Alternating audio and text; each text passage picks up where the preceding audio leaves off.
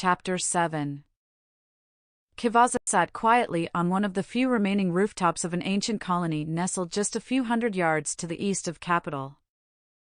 The planet Hyrule had changed hands so many times over the years that the local population had given up on trying to keep track of what the capital city was being called from year to year. It was just referred to as capital, even if the new leaders had insisted some other location was the actual capital. Most attempts to colonize the planet had failed horribly. Capital was one of 3 civilized regions which had withstood the test of time. It was, by far, the largest of the 3. She kept wondering how long she'd been sitting there, and if Shinji was still waiting at the car. On her way here, she'd killed a few aggressive animals, which lacked the sense to simply let her pass. There was at least one phalanx which had been lurking in the woods, watching her since her arrival. There was likely to be more apex predators in the area, but nothing hungry and desperate enough to approach her. Gao Run should have found her by now if he'd actually bothered to look. This was the most logical place to have a clandestine meeting, provided you're strong enough to survive the trip. She turned her head at the sound of birds taking flight. Something had spooked them enough that the entire flock had taken off. Is Gao Run finally making his way down the path from the gate? Kivasa wondered, as she peered down the broad path from the east gate to the ruins. It was too far to make out any details at this range, even if she strained her vision. They looked to have the general proportions of a subterrane of some variety. It wasn't Gao Run. He ran more like an animal. The person making their way down the path ran more like. You've got to be kidding, Kivasa muttered as she stared down the pathway in disbelief. Is that a jogger? A path roughly wide enough to drive tanks down it, 2 abreast, leading through a forest filled with incredibly dangerous wildlife, birds of prey that could angle their feathers in such a way that it rendered them nearly invisible until they were ready to strike, 6-legged. Telepathic phalanx with laser-reflecting fur, probably a few lurking maw which could leap nearly 100 feet, and a wide variety of other creatures that hadn't made it into the warning placard in the middle of the archway at the gateway to capital. Kivasa deliberated whether or not to reach out to the jogger with her mind, but didn't want to provoke some unknown person who clearly had enough power at their disposal to be avoided by the assorted creatures lurking just beyond the tree line. Perhaps Gao Run had sent a highly trained messenger to meet with her, or maybe. She strained her eyes, squinting slightly, and peered down the broad path as the jogger continued to approach her position. Kivasa focused her concentration on enhancing her visual range and acuity. It was clearly a tall, fair-skinned woman wearing a short-sleeved sweatshirt and pants, with a long, white ponytail swaying back and forth behind her. Kivasa could just barely make out the shape of the sword strapped across her back. Once she refocused her eyes, she could plainly see the energies locked within the woman's soul stones glowing faintly through the fabric of her top. Dwindling starlight, Kivasa thought to the woman, I hope you're not here looking for a fight.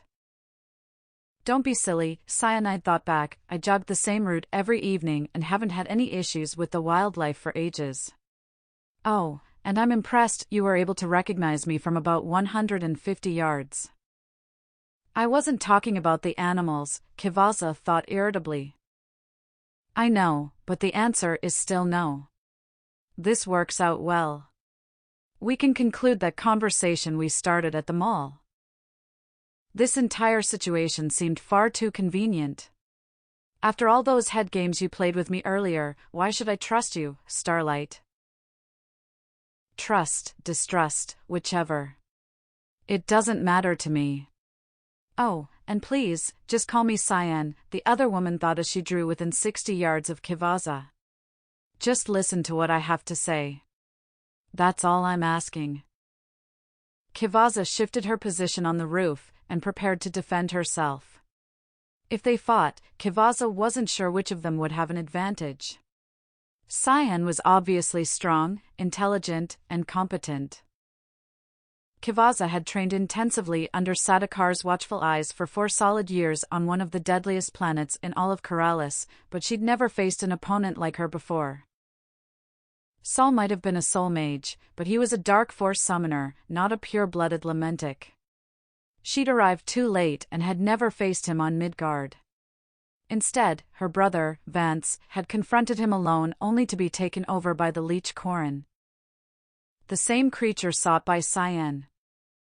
"Thank you," Cyan said aloud from roughly a dozen yards in front of her. "That's all I needed to know." Kivaza blinked in disbelief. "What?" "I was ordered to find Corin.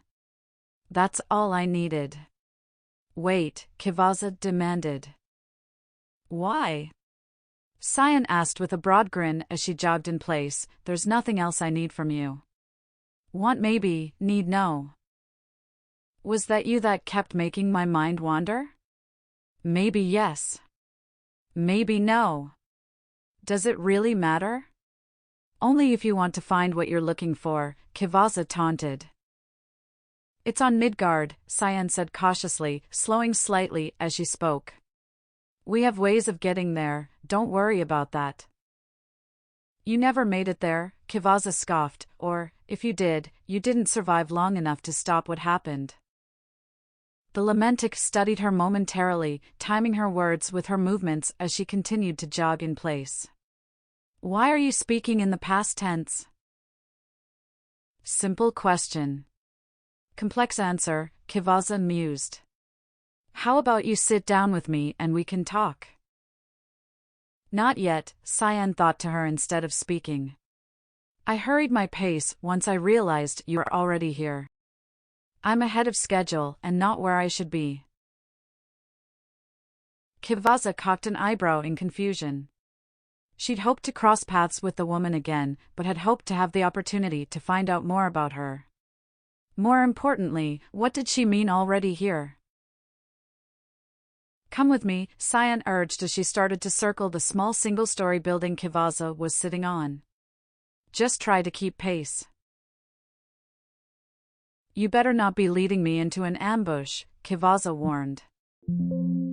"If there is an ambush, it's not mine. It would be great if there is. Fighting with you does sound fun, doesn't it?" Cyan thought to her, then clarified her comment aloud. "Alongside, I meant." Kivaza watched the woman's ponytail bouncing behind her as she started her second pass around the building. "Are you coming, or not?"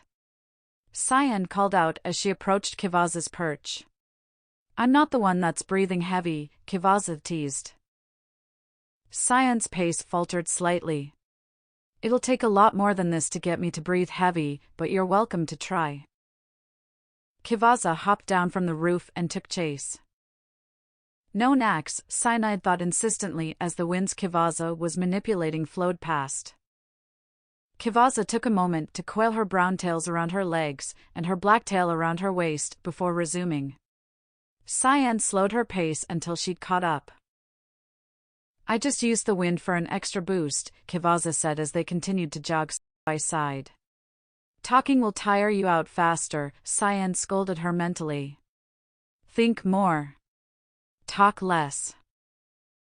You're awful demanding for a woman that needs answers."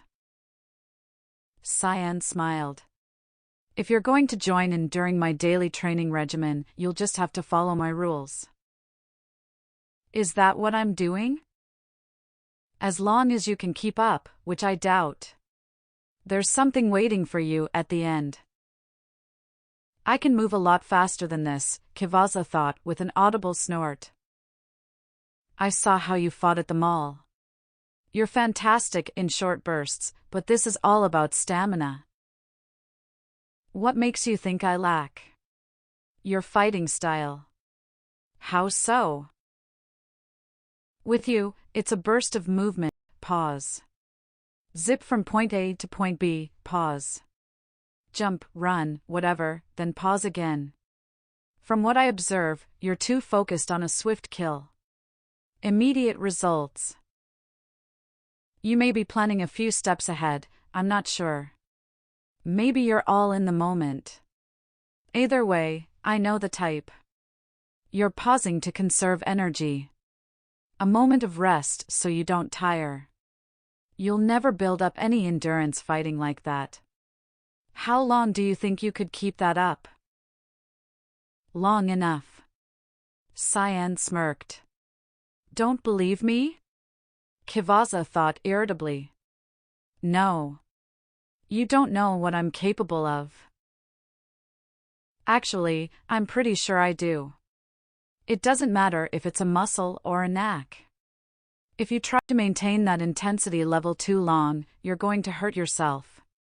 Strain the ability so bad you can't use it, pull a muscle, get sloppy, or killed. What makes you think that? Experience. Kvaza stopped abruptly and thought back to the final test of her master, Sadakar. Her abilities to control the elements failed one by one. You giving up already? Cyan asked aloud as she jogged in place while turned to face her. Not a chance, Kvaza said in frustration as she took a deep breath and rushed to Cyan's side. Pace yourself, Cyan scolded as she turned to continue down the path. Fine, Kvaza thought with annoyance. A playful grin crept across Cyan's lips as the women continued, side by side. What now? Kvaza thought angrily. You don't have to admit I was right, Cyan teased, but I can tell you see it now. They jogged along, side by side, silently for some time. Much better, Cyan thought, suddenly. Kvaza was both startled by the sudden thought and confused as to what the other woman meant. Listen, Cyan said aloud, softly. Kvaza hadn't noticed until it had been pointed out to her, but it sounded like there was a single person jogging, not two. While the lengths of their strides differed, their footfalls were in unison. Even the sound of their breathing had fallen into a strange synchronicity. Is this normal? Kvaza thought.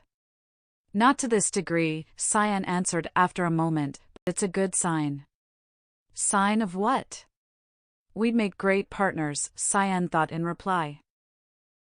From deep within Kvaza's mind, Kayla's consciousness appended the word sexually to the end of Cyan's thought. Kvaza's rhythm faltered slightly. I meant a good combat team, Cyan thought swiftly. Kvaza sighed with relief. For a split second she had thought the other woman had. But sure, Cyan thought, getting in sync with a sexual partner is mutually beneficial. Kvaza lost her footing and fell backward. Her tails were unable to respond in time. She yelped quietly as her butt struck the ground. She silently cursed Kayla for slipping that thought into her mind. That looked like it hurt, Cyan said aloud. Mostly my pride, Kvaza complained. It's fine, Cyan said with a surprising amount of warmth in her voice.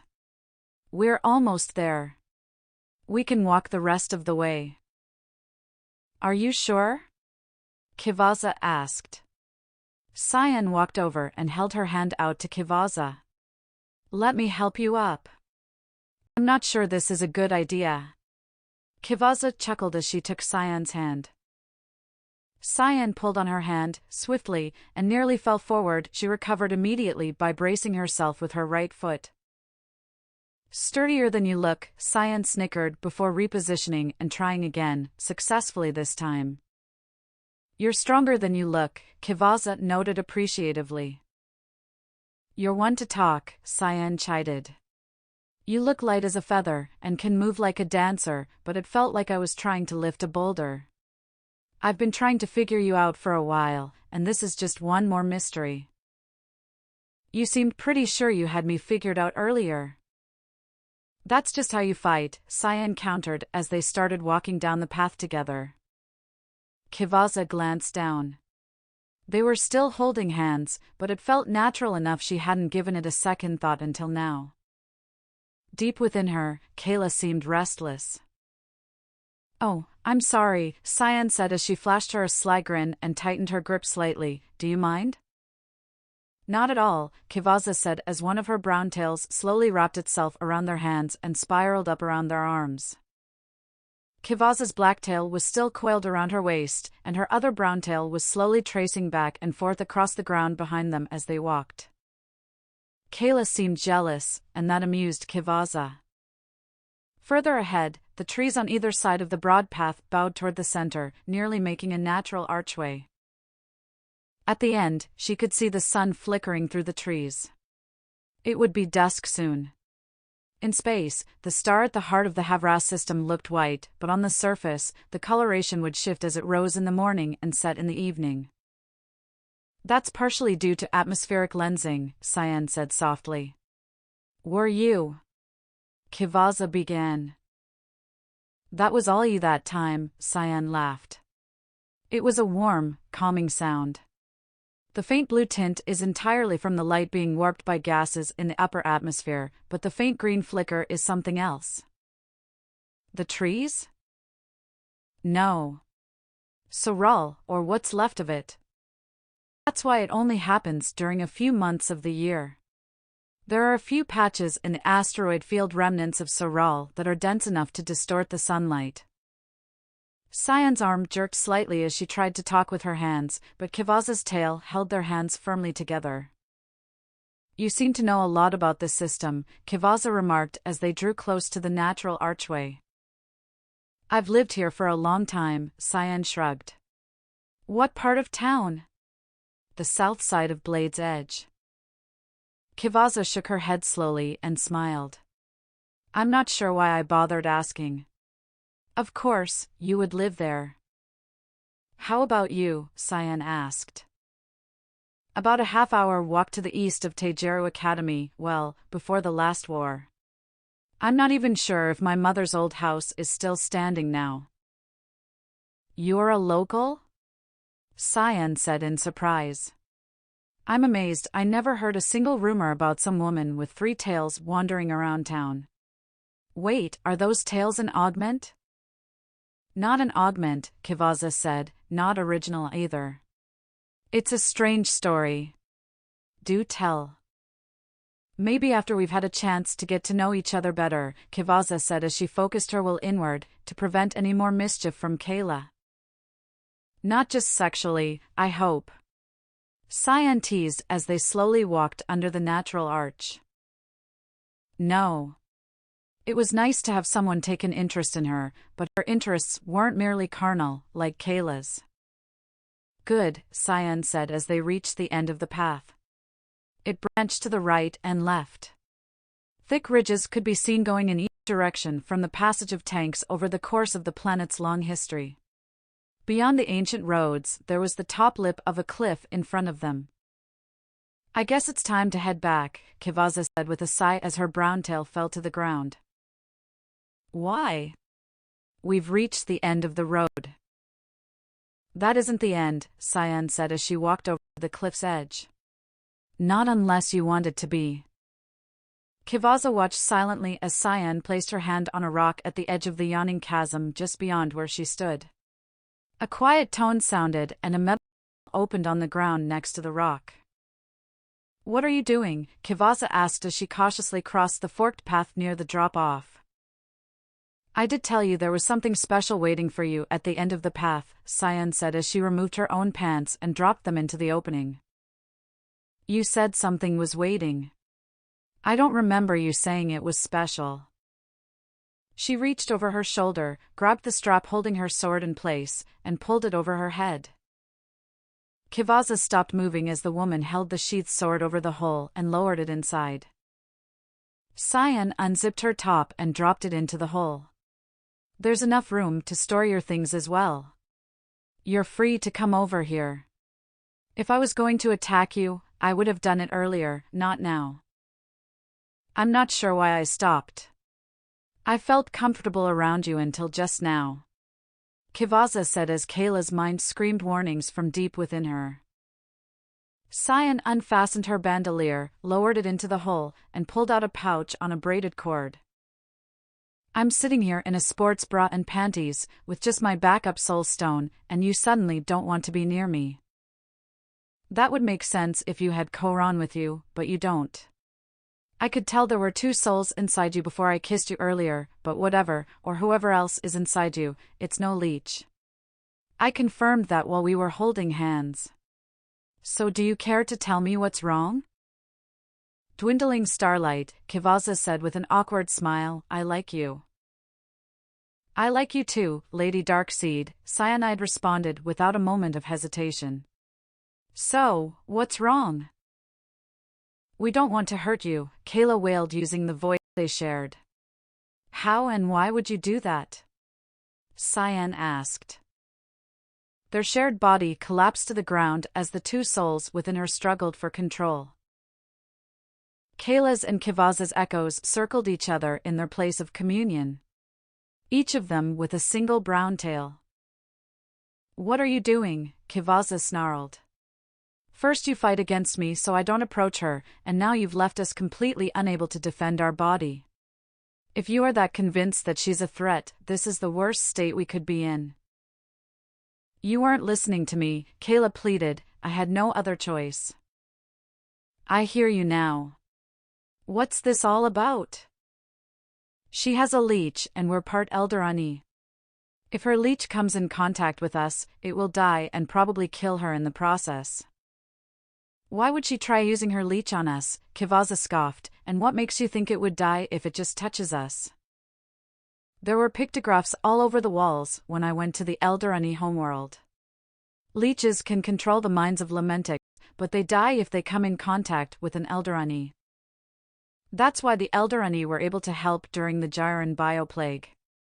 After the Lamentics came to help too, the plague organism started taking control of the Lamentics. That's part of what led to them turning on the Elderani. I've looked at her. She's acting of her own volition.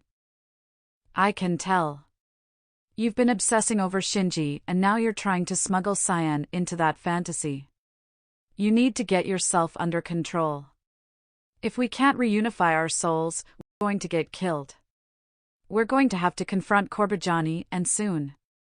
If this body dies, we'll both die with it. You said you like him too. I said you're not the only one that likes him, and I said that fact disturbs me. Wait, Kayla said on the verge of panic. We left Shinji in the car. He wouldn't have survived the walk, Kivaza snickered. Maybe I should have let him follow. Removing him from the equation would simplify things. Is that how you really feel? Kayla asked as her tail went limp. You'd know the answer to that if you weren't fighting me. I'm not trying to fight you. I'm just conflicted. Please, just tell me. I don't know. I'm just angry? That's not it. Horny? No, that would be you. Are you sure about that? Kayla asked. The gap between us keeps widening. It started after you met Shinji. After we met him, Kayla corrected her. The two stone circles within this mental construct had a fire burning at its center. This time, the fire burned weaker than it ever had when she'd communed with herself in the past. The strange amorphous shape, which normally lurked within the misty forest, beyond the circle, was absent this time. We? Kivaza mocked. Yes, we. Who's discordant now? Kayla scoffed. Look around, Kivaza said as she motioned toward the forest within their mind. This is our shared mindscape. Everything here should, in some way, be a manifestation of both of us, together. The gap between us is widening and… Kayla's echo stared at Kivaza in confusion as her twin soul stood staring in disbelief at the outer ring of stone with her right arm outstretched as if pointing to one of the stones, and her left hand reached toward Kayla, as if in caution. A small animal with white fur, long ears, and silvery eyes was watching them from just beyond the stone circle. How did, they both said in unison. Sorry, the animal whispered with an absurdly broad grin. If you two ladies would be kind enough to wrap up this discussion, I'd like to spend a little more time with my new running partner before sundown. Oh, and by the way, you're wrong. Leeches will die if they try to feed on anything with toxic blood or a remaining lifespan in excess of 1,000 years. Not all Elderani will choke them. That's why we avoid species like Kidalmamashin and Jageltim. So, are you coming? What about Shinji? Kayla asked in dismay. The Shamfarian that interrupted us earlier, the animal asked. Yes, Kayla said forcefully. He was asleep in the car, enjoying a rather erotic dream when I passed him on the way here. I'm on my way, Kivaza said cheerfully as she rushed toward the edge of the stone circle. Behave yourself here and I'll let you watch, she called back to Kayla. Please, do tell your pet Terran to try to keep me out of their fantasies, the animal said as it hopped away alongside Kivaza. Kivaza's eyes fluttered open. Cyanide had dragged her body off of the path onto a grassy patch near the cliffside. Cyan was down on one knee, with her right hand resting in the center of Kivaza's chest. Good. You're back, Cyan sighed with relief. You had me worried for a few minutes. I hope you don't mind that I stripped off your armored top. I needed direct skin contact. You could have killed me, Kivaza said with a blush. She was incredibly embarrassed to have shown weakness in front of her new friend? Cyan asked, finishing Kivaza's thought. How about we stick with partner, for now? Partner, Kivaza repeated with an appreciative smile. Good, Cyan beamed. I just let your stripes guide me to your heart. I look forward to seeing where they all lead. Kivaza laid on the ground as Cyan stood and slowly walked away. Instinctively, she rested her own hand against the spot where the other woman's hand had been resting a moment before, not wanting the warmth of her touch to fade. Kivaza shuddered involuntarily as she stood up and turned toward her new partner. Cyan was sitting on the same stone from earlier. The hole leading to her secret cache was open and waiting. She grabbed up her armor from where it had been piled and made her way to the opening. She wasn't entirely sure what she'd expected, but enough to hold more than she would have guessed. Cyan had stored her soul stones in there, so she clearly planned for them to return later to retrieve their belongings. Her tails worked eagerly to unfasten the straps that kept her armor affixed to her ankles and thighs. Kivaza loosened the strap at her waist. She kicked off her shoes. A moment of self-consciousness seized her just before she finished stripping. She held one hand against her lower abdomen as her tails dropped the last of the straps that had held the garment in place into the hole. Why am I here? What am I doing? She thought to herself in a moment of panic.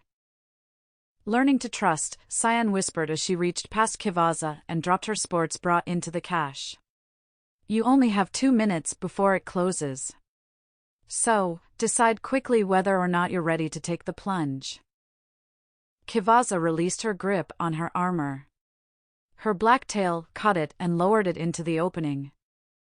Are you wearing 2 sets of underwear? Cyan teased. No, Kivaza said as she slid off the season, where Kiryu had bought for her while she was at Alliance Arms earlier. The rest is all me. I was going to leave mine on, Cyan admitted as she slid off her own panties. But if I want things to be equal between us, she added as she dropped them into the hole. The idea of having a true equal appealed to Kivaza. Just as Kivaza turned to face her, Cyanide ran to the edge of the cliff, paused for just a moment, then leapt. A couple seconds later she heard a splash of water echo off the walls of the natural pit that laid before her. Kivaza cautiously walked to the very edge and peered over. Cyan was swimming over to the opposite side. She stood there, watching, until her new partner had made it to the wall. She quietly wondered how the woman would pronounce her name. Where would the emphasis lie? Would dwindling starlight call her change, destiny, or turmoil? After reaching the other side, Cyan braced herself against the wall and called out, "What are you waiting for? You can swim, can't you?" Kivaza grinned as she looked downward. Her senses expanded. She could feel a trickling stream flowing down into the waters below, the stones beneath her feet, a gentle breeze flowing past her, and the warmth of the setting sun against her naked flesh. Her tails stirred restlessly behind her. She could feel something stirring at the edges of her perception. What's wrong? Kayla asked quietly from within the depths of her mind. Kivaza replied, "You tell me. What am I feeling?" The verses are shifting again. To what? The secrets of the soul unclear, hurry now, there is a truth to hear. To ensure the truth will last, link the future to the past. Learn to trust, Kivaza whispered nervously. The idea was terrifying. Understanding Kayla's attraction to Shinji had been easy enough. His desires were so overwhelming it was an intoxicant. Kivaza had initially found Cyanide attractive, but she was also playful and interesting. Shinji seemed to want to carve out a space for himself within her life, whereas Cyan had invited her to travel alongside her. Are you ready to take the plunge? Cyan's voice echoed from below. Yes, Kivaza bellowed as she jumped. She slid through the surface and swam underneath the water, finally having to surface to take a breath a few yards from where Cyanide was waiting for her. Nicely done, Cyan said with a grin. It took a little longer than I expected, but you did it. You're almost there, why not go all the way? Kivaza ran her hand through her hair while treading water until she caught her breath. Breathing heavy already, Lady Darkseid? Cyan teased. How many years did it take to learn to speak innuendo? Kivaza said with a smile, then went under and swam the rest of the way over Cyanide. About 2 years, Cyan laughed, but it was all-night courses. Do you want to do it again? Kivaza asked as she surfaced within 2 feet of her companion. It takes a solid 20 minutes or so to get back to the top, Cyan said as she offered her hand to Kivaza. You're not treading water. I thought you said no knacks. There's a narrow ledge here, but that was only for the workout earlier. Cyan looked panicked for a split second. Sorry, Tails, Kivaza said swiftly. They have a mind of their own.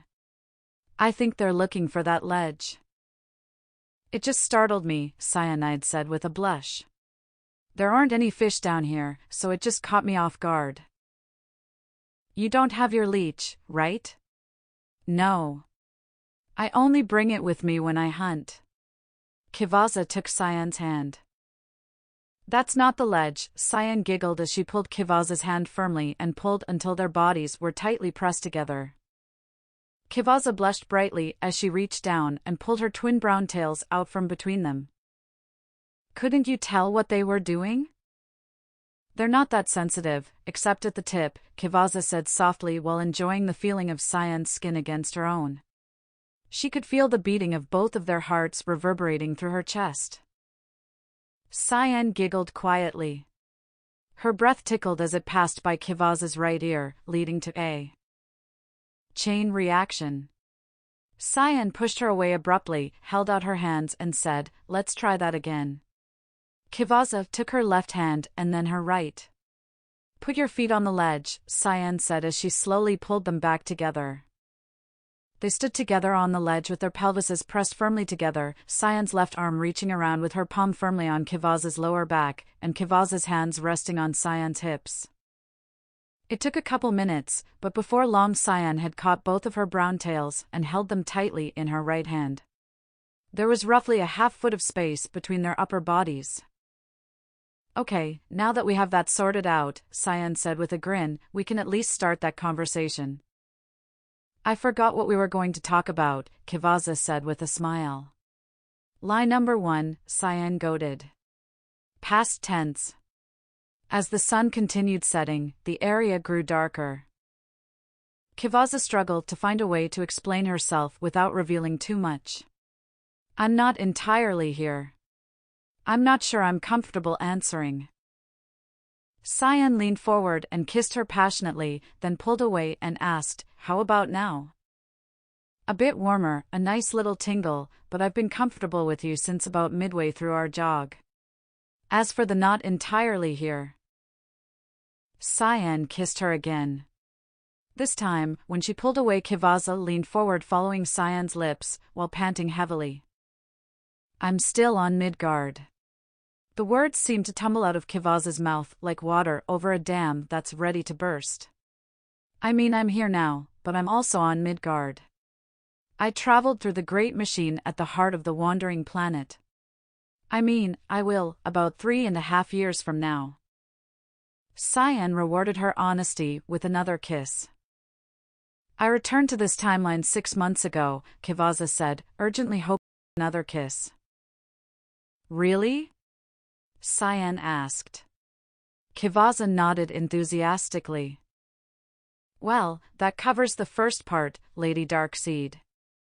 Who are you, really? Not yet. Kvaza insisted. This time when Cyan leaned forward to kiss her, Kvaza leaned away. You don't want the kiss? I do, but I'm not ready to answer that. Not long enough to stop what happened there was the last part of what you said. Cyan prompted with a warm smile. What happened? Or, what's going to happen?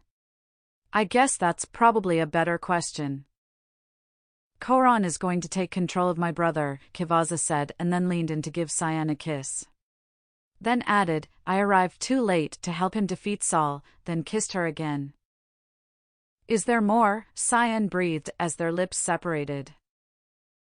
Midguard returned to the Havras system, Kvaza said raggedly as they resumed, and then paused to add, and then he destroyed Hyrule. What? Cyan said as she leaned back, released her grip on Kvaza's tails, and pushed her away. While I was falling into the great machine, I could see Hyrule appear in the skies of Midgard. I watched the planet shatter. I don't know how, but I just knew Vance was responsible. Your brother is named Vance, and the leech Koran was with someone named Saul, Cyan asked. That's a strange question to answer. If I'm remembering the High Court records correctly, Cyan considered, that would make you. Kayla? No, she's Kayla. She who? The other soul inside me. So, who are you then, I mean were? Will be? Were, Kvaza said. This is getting really confusing, Cyan grumbled. You think you're confused, Kvaza said as she swam back over and stood on the ledge next to Cyan. Try being me for a few hours. Listen. There's a nice little cavern about 20 feet up the cliff from here. I use it to get away from the world and meditate sometimes. How about we move the conversation there in a little while? I have some lighting rigged up inside, and it'll give me a chance to more closely examine your stripes, Cyan said with a sly grin. Sounds good to me, Kvaza said. Why don't we just head there now? The sun's almost completely set, so we may as well wait to see Vishtaka. Kvaza fell off the ledge, momentarily forgot how to breathe, and gasped for air as Cyan fished her out of the water. You better now? Cyan asked after Kvaza had gotten herself situated. Not really, Kvaza growled, as feelings of rage, confusion, and betrayal flowed through her. How did you know? Know what? Cyanide said, in dismay and confusion. My name. Or at least it was once my name, Kvaza growled. Kayla? You said that was the name of your other soul. That wasn't that hard to deduce. You said that's the name of your other soul. I have no clue what your name is or was. But you just said you were waiting for. Vishtaka, Cyan said sternly as she pointed to the sky, and, look, there it is. Kvaza blinked in disbelief. Maybe I won't be inviting you inside, after all. I'm such an idiot, Kvaza exclaimed as she looked up at the solitary star Cyan was pointing at. Please, let me explain. You just triggered my combat empathy. You better explain, and make it quick. I used to be called Vishtaka. I forgot what it actually meant, Kvaza blushed. When the first star of the night appears, we call that Tyride. When the last star fades, that's Cyanide. It's a different star on every planet, so we call that star Vishtaka wherever we go. I know, Kvaza insisted. I just thought you. You thought I was saying your name? You're already here. Why would I say I was? Waiting for you? How would I know you were named after? Cyan stopped abruptly, swung her leg through the water, planted it on the ledge next to Kivaza, and slammed her hand into the center of her chest, pinning her to the wall. What are you doing? Kivaza asked in alarm as a strange warmth passed into her through Cyan's hand. You weren't just named after her, were you? No, Kivaza wailed. We were a chimera. Vashtaka consumed her twin in utero, but the twin's soul was still intact. I was that twin. You're telling the truth, Cyan whispered in disbelief as the warmth in her hand faded. By the powers, you're saying you were Kivaza? Cyanide, dwindling starlight, had put the emphasis on the second syllable, meaning sister of change. Yes, Kivaza said as tears poured down her cheeks. Cyan held her tightly and whispered, It's all right. I was the abomination, hunted by your people, Kivaza sobbed. Was, past tense, Cyan soothed. That was a long time ago. It was a different lifetime. All that matters is who and what you are now. I know the who. As for the what? Kivaza studied her silently, then asked, Your partner? And my Tejmare, if you're up for it. Woman? Kayla asked from within the depths of their mind. Kivaza sighed. The translation you were given for that term was wrong. The actual translation would be the lover of a woman, referring to the act, not emotion. Cyan was watching her with a raised eyebrow. Sorry about that, Kivaza blushed. Her timing was terrible. Tell your second self I'm going to put her in a soul stone next time she interrupts like that, Cyan thought forcefully. Well, Cyanide asked playfully, do you want to be my Tejmare?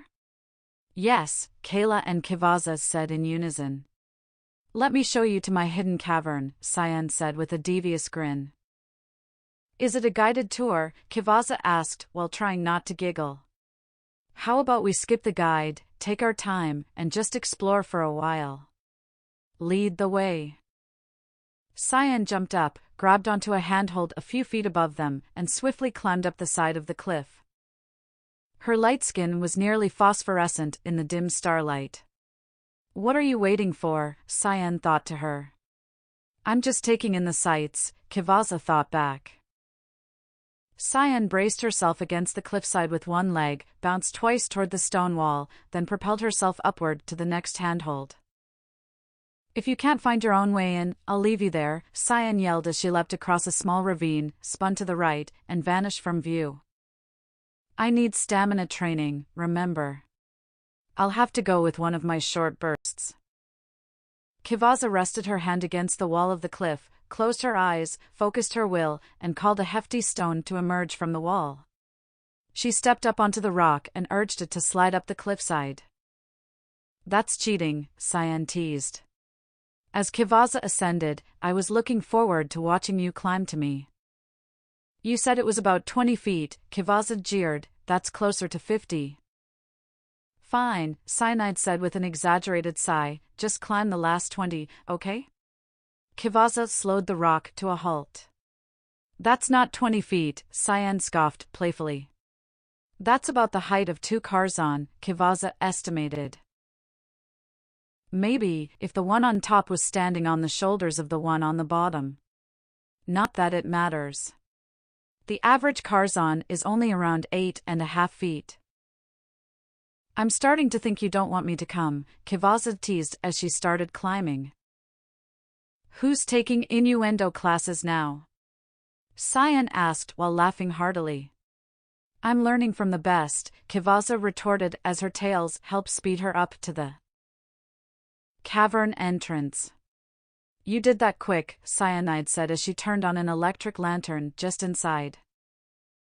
Is there a door? Kivaza chuckled as she stepped through what looked to be a doorway.